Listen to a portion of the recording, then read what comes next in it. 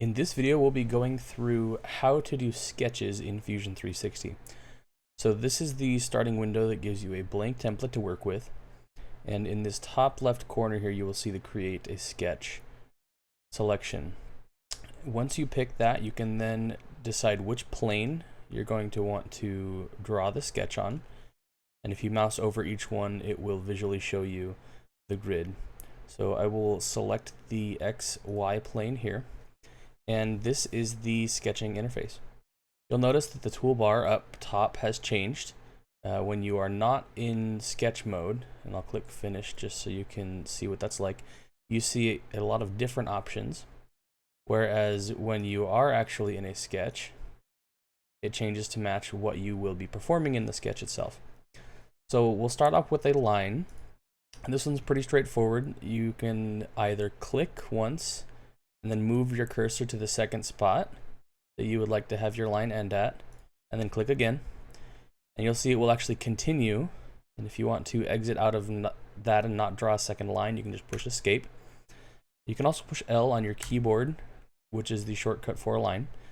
And you'll notice that if I click and drag, it will have the same effect, but it will actually draw an arc instead of a line. So this is actually pretty cool because you can make a very fluid workflow if you're having both lines and arcs in your drawings. So I'm going to undo that arc, and next I'm going to move over to the square, which is this second one. It's actually a 2-point rectangle. The hotkey is R if you're wanting to draw one of those, and what I like to do is click on a spot that's in one of the quadrants around my origin, and then click on the opposite quadrant. So you'll notice that I've drawn this square that has the origin in the center of it. And the reason why I like to do this is because a lot of my dimensions are all referenced off of a single point. So we'll go into that with constraints a little bit later. But again, the rectangular square is similar to the line where you can either click twice, or you can click and drag and then click again. Either way, it's going to make you click twice on the rectangle. But there you go. Another thing you can do is when you're drawing a rectangle or even a line, if you're in the middle of clicking, you'll notice that it has two numbers on it. It has the one in the horizontal direction and the one in the vertical direction. If you actually type while this is highlighted, so let's say I want that to be 2.5 inches, and then I can push tab and then change that one, let's say to 1.25, and then that will make my rectangle already dimensioned right from the beginning from when I drew it. We'll get into dimensioning for the rest of these as well, but there you can create rectangles or squares without dimensions, or you can create them with dimensions. I will drag my left mouse button to highlight all of them and delete it. The next is going to be a circle. Now, again, this one I like to center on the origin, but first I'll show you without centering it. Click, drag out to the diameter of your circle. Now, this is different from other modeling softwares. I believe it's SolidWorks that has you do the radius when you first draw your circle. This is the diameter here. So again, I can either click, or if I want to draw another circle and then type in the diameter, I can type in 1.5 and then push enter, and it pre-dimensions that circle. Now, I'll do it on the origin as well, just to show you that it can then be centered along the origin. And you'll notice here that once I've done that, I started the circle on the origin and drew out at a 2.25 diameter, and it turned black. These other circles are blue and this one is black, and that means that this particular shape is fully constrained. What that means is these other ones, I can move them around. This one I cannot, because it is constrained to be on this origin. So you'll see if you mouse over here, I can click on this and it won't really tell you what it is, but that is a constraint. That is the coincidental constraint, which means that the center of that circle is matching the specific location of the origin. I also cannot change the diameter because I've already dimensioned this, whereas this other circle up here that has no diameter dimension and no coincidental constraint, I can now change the diameter of this just by dragging it.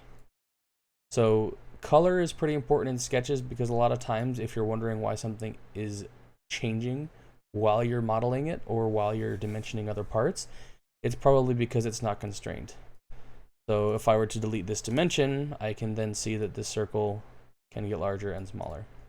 So again, we'll get into constraints in a little bit. The next one on the list is going to be this fit point spline. Now, this one is not one that I use very often, but it's at least useful to know that it's there in case you are in need of it. You can click, and then it looks like you're drawing a line at first. But once you click again, watch how I move this cursor around, and it actually creates a continuous flow from line to line. Now, if I go further vertically, it'll actually make that swoop deeper. And then if I go closer, it'll make it shallower. So really, this is designed to make continuous lines. And you'll watch if I click on this again, not only is this third segment affecting the second one, it's also affecting the first one. So they're all connected together. This fourth segment is still impacting the first one. And it's because it's trying to make these as fluid as possible. And watch, if I mouse over that, it turns it into a nice round little jelly bean. So pretty cool function. A lot of the stuff that I model is not necessarily going to be following that sort of a requirement. I think that's my origin still there. All right, so next one on here is going to be mirror. So in order to do this, I'm going to draw a couple of shapes. We'll draw a rectangle, we'll draw a circle, and then we'll go ahead and draw a line as well. Why not make it some sort of a triangle? So this mirror allows you to select objects and reflect them across a particular axis.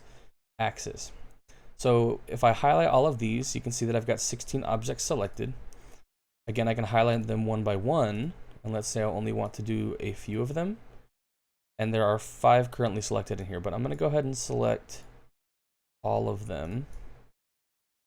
And then mirror line then lets you mirror off of a particular axis.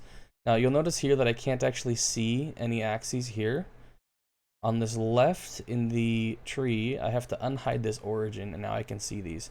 So when I click on this axis, it's going to now mirror those across that y-axis.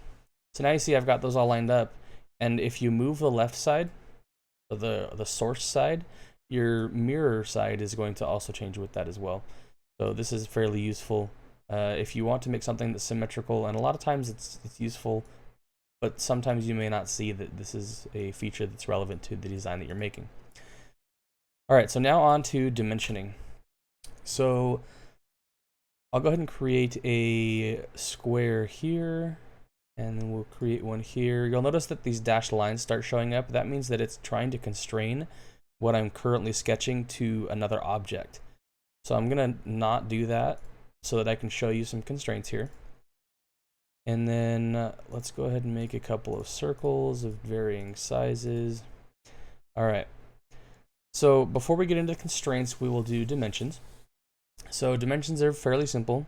You click on this dimension icon, or you can push D, and there's a couple of different options that you can do. For example, on this square, I can select on this corner point and then this corner point, and that will give me a vertical dimension. You click and type in the number, let's just say 1.6, and that side is now dimensioned. Now, instead of clicking the 2 points, I can directly select this line here, and that will also dimension that line automatically. Again, I'll just type in a number. Now, if you want to dimension, let's say for example, corner to corner, I can do this as well, but if I try to do that, it says adding this dimension will overconstrain the sketch. Choose OK to create a driven dimension. This means that that dimension that I was trying to make is actually defined by the other 2 dimensions that I previously made.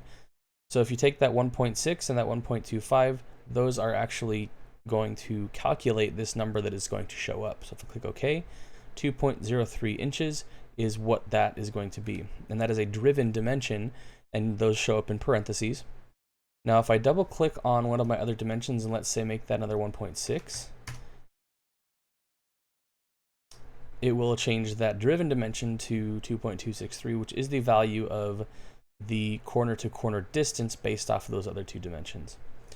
So I'm going to delete that for now. Those are useful when you get into parameters, and that's something that we will talk about in a different video. For now, let's continue with dimensioning on different objects. So circles, there's really only two things that you can do with this.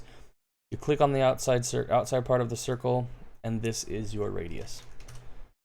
Do it again on one of the other ones. You just click, your mouse button is released, and you place this wherever you'd like your dimension to be on the screen, and then type in your dimension and push enter, and there you go. The second thing that you can dimension about a circle is really its position with relation to something else. So for example, I will click on the center of this circle, and right now I am looking for another object to dimension this to. I'm going to select the origin here, and you'll notice something different about this. This is a diagonal distance, but if I move too far to the left, it now becomes a vertical distance. And then if I move too far up, it becomes a horizontal distance. So this is important because if you want, let's say you're making a quadcopter, for example, and you want the center of the prop, or the center of the rotor, to be a certain distance from your center of your drone, then this is the way you would want to do this, to have it be 2.6, 2.8, whatever the dimension is for the center of that rotor. Now, let's say you're making something that has a screw hole that is a certain distance from the center of your object. You may want to have a horizontal or vertical distance, not necessarily in that order, from the center. So we'll just have that be 1 inch. And then you can also define that from object to object. So let's say I want these two circles to also be 1 inch apart. You can select the center of two circles and it will dimension between them the desired dimension that you put. Another thing that you can do is, you'll notice that this dimension is crossing the path of another. That's not necessarily a bad thing, but I like to keep them a little bit cleaner and have it be inside so that it's not so much crossing paths.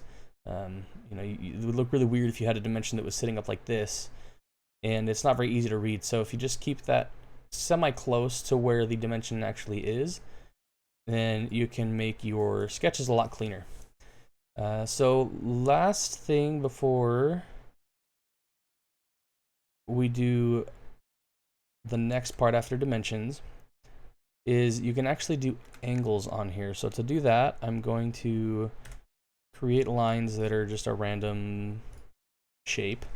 And there's nothing dimensioned about this. So if I pick one of these, I can move the lines, I can move the points, I can really do anything I want with this shape. I can move it around. So now I'm going to dimension an angle. So let's say I want this bottom part to be a certain angle. The way I did that was I pushed on the dimension key, or D, clicked on one line, which you'll notice that this is trying to dimension this line already. Let's say I want to do an angle. I can click on another line that's adjacent to it, and now it gives me an angle. So let's say I want that to be 120 degrees. That is now 120 degrees. So no matter which way I try to move this thing, that dimension will always be 120 degrees. The next thing I'm going to move on to is going to be constraints, because you see a lot of these little icons here next to the objects that I'm creating, and those are constraints. So let's jump into this list here. The first one is coincident constraint. This means that 2 points, or a line and a point, are going to be on top of each other in relation to the coordinate system.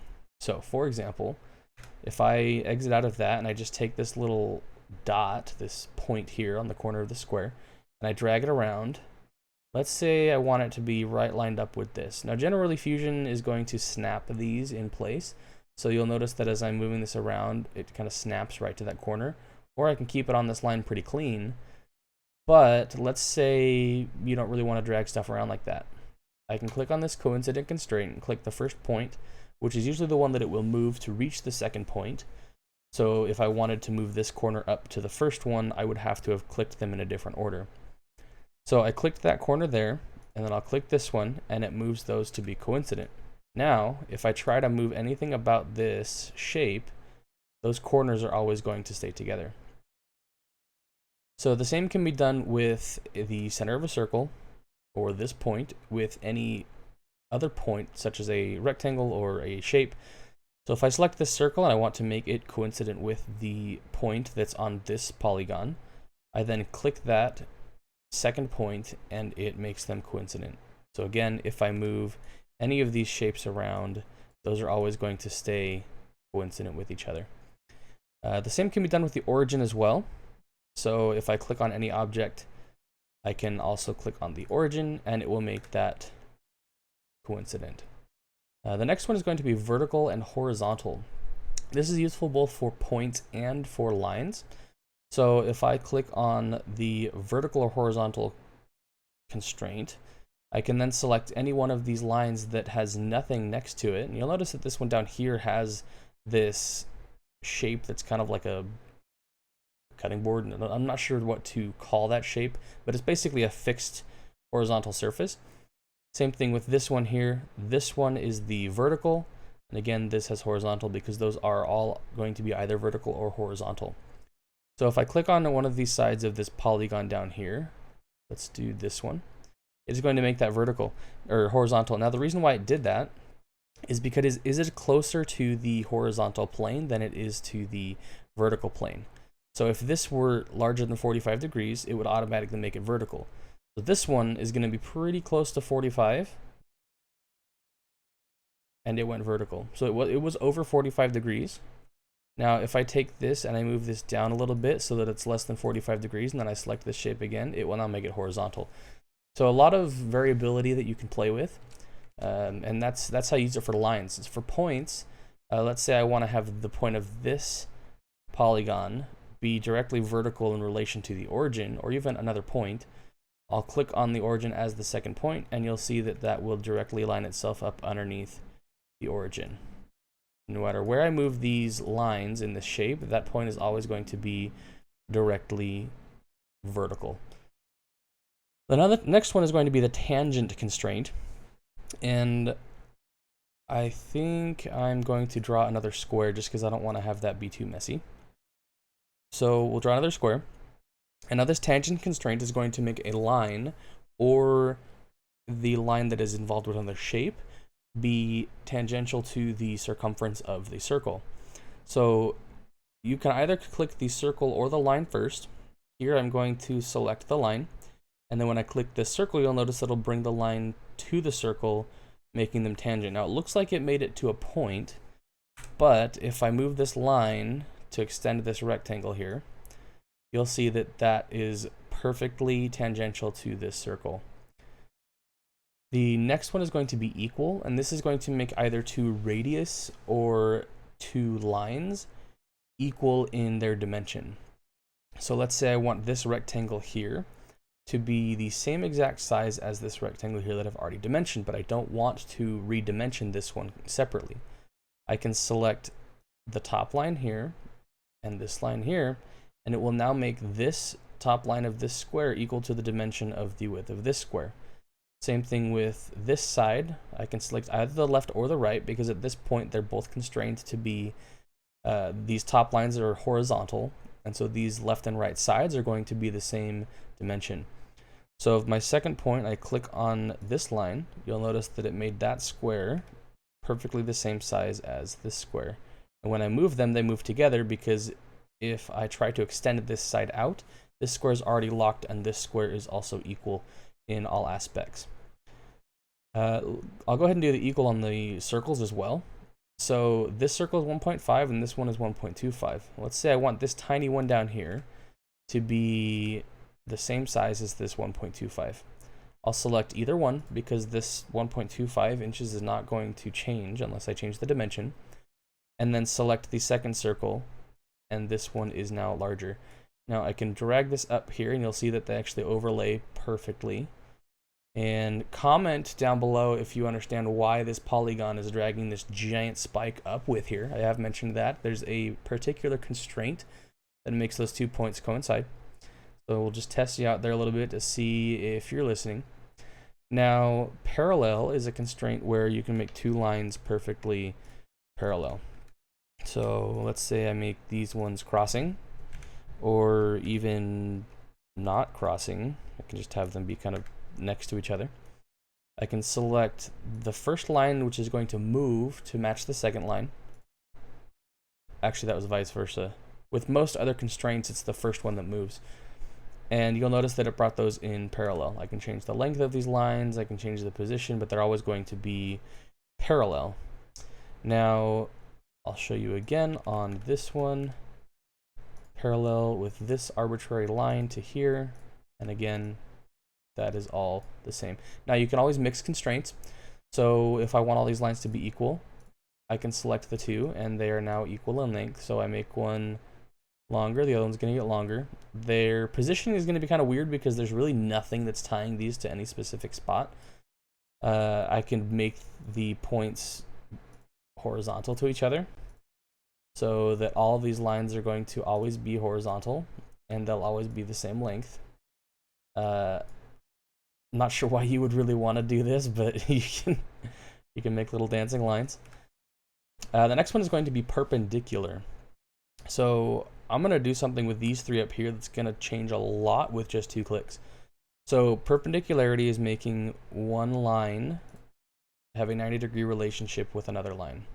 So if I click that and then have it be perpendicular to the top of this square, come on, there we go. It is now perpendicular, but you'll notice that it changed all of these lines. That's because all these other constraints that are here that really don't serve any functional purpose other than having those lines be an example, made all of these perpendicular to this line. See, now they're floating here. Now, what if I want to have those be actually attached to the circle down to a point? I can have this coincidental constraint tie these two together for me. So this one will always be collinear with that line. Now, that brings me to another point. No pun intended. I'm going to jump to this collinear relationship here, which now makes me able to select 2 lines and have them be directly in line with each other. So when I did that, this top of the rectangle here and the top of the rectangle here are now one single line passing straight through. And you'll see that if I draw a point from here to here, that it's 0 degrees. So those are directly horizontal. That can also do the same as having a horizontal constraint from one to the other. But whenever you want a line to match where another line is, and they're not horizontal or vertical, this is very helpful to do that. So the next one is going to be midpoint, and I actually don't click this button a whole lot because I use a hotkey for it. So when I'm on this line here, you'll notice that it turns blue. And if I get close to the middle, nothing really happens. But now I'm going to hold down the shift key and watch what happens. I get towards the middle and nothing. Okay, usually that happens. So I'm actually going to go to a coincident point here. And now you'll see that when I hold shift, I see an X there with a triangle. That triangle means a midpoint. So if I select that, I can now use that midpoint to make another selection. So right now I'm doing the coincident constraint. I'm now going to click on this line here, and that line will always be attached to the midpoint of that particular line. Now this will work for dimensions as well. So if I push the D key for dimension, then I select that midpoint, I can actually dimension what the midpoint of an object will be. But again, this one will be over constrained because that line has to be equal to this line here. But you can use that midpoint feature for constraints and also for dimensions. This symmetry one is going to be an interesting thing because I don't know if I have an object here that will work for that, but we'll try it out anyway. And if I'm going to be honest here, I usually use the mirror function rather than symmetry, but again, there's a place for everything. You just kind of figure out what your workflow is and what's going to work best for models that you're going to make. So I'm going to make things symmetrical here. So I'm going to click on this circle and then click on this circle and then click on this axis.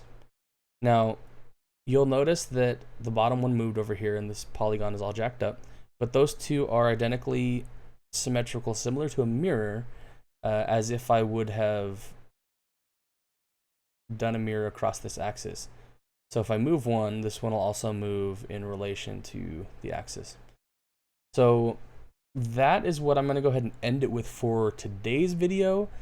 There are a lot of other options. If you click on create, you can see many different things. You can have different types of circles. You can have arcs, polygons, which are actually kind of cool. Very, very simplified. You can, let's say I want a half-inch polygon that is 12 sides. Or that's a terrible example because it looks like a circle.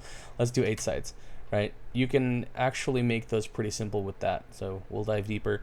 Ellipses, slots, splines, these are all really great functions. Circular patterns are great for gears or any type of a screw system that you want to have them around a central point, like another screw or a shaft. Rectangular patterns, these are all very useful tools. Modifications, we'll get into those later because that's a little bit more of an advanced sketching technique, at least in my opinion, used very frequently. And then with constraints, there are a couple in here that we did not necessarily use, but I don't use them a whole lot, and I've been using this for about 3 or 4 years now, so we'll dive in a little bit deeper there. So just a little bit of a hint for next time. I'm going to go ahead and delete all of those. So here's what you can do with sketches, right? So I will make a circle, and I will make a square, and let's go ahead and just make a fun little polygon just for kicks and giggles. Except let's move it because I don't want it to overlap with my circle. So once you finish your sketch, you'll actually see here that it's just chilling there on a plane. Now, there are so many things that you can do, but I'll do one to be kind of silly with it and then show you what actually you would normally do with a sketch that's kind of like this. If I click revolve here and select a bunch of shapes and then click on axis, it will then, it didn't like that because it doesn't like to revolve around a funky shape. So there you go. So you can make shapes like this out of a simple sketch. Not sure what you would necessarily do with this, but I'm sure you could 3D print it and it would be fun. Then you can also make objects that extrude. You can cut, which again, this is a really odd thing to do with that, but to end things off here, just going to extrude these simple shapes, and there you go. Your sketch has now become a 3D object. So I hope you learned something from this video. It's a very simple approach to sketching in Fusion 360. We've touched on some dimensions, touched on constraints. This is really the groundwork for everything that you will be doing in terms of modeling, and you can't do anything without sketches. So this is just in the solids interface. Again, up here there's more surface, mesh, sheet metal. There's all sorts of different options that you can do. But sketching is going to be where you do all of the groundwork for your solid models. So thanks for watching. Comment down below with any questions. If you have the answer to the question that I asked earlier, toss that down there below as well. Subscribe for more videos, and thank you for watching.